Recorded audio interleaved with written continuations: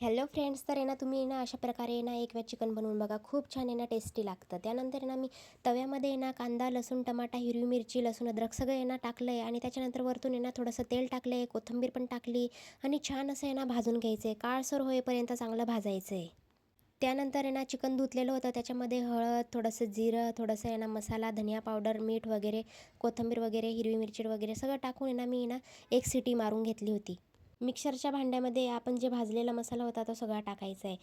त्यानंतर आहे ना याच्यात सगळे मसाले टाकून द्यायचे. तिखट टाकले, हळद टाकले, मसाला टाकले, धनिया पावडर टाकून घेतला, बारीक तिखट टाकून घेतलं आहे आणि आहे ना कुटलेला मसाला पण टाकून घेतला आहे. चांगलं आहे ना असं आहे ना मिक्सरमध्ये पाणी टाकून आहे ना छान असं आहे ना दळून घ्यायचं आहे. बारीक होईपर्यंत मस्त दळायचं आहे. तेल गरम झाल्यावर आहे ना त्याच्यामध्ये आहे ना जिरं टाकून घ्यायचं आहे आणि हा मसाला टाकून द्यायचा आहे.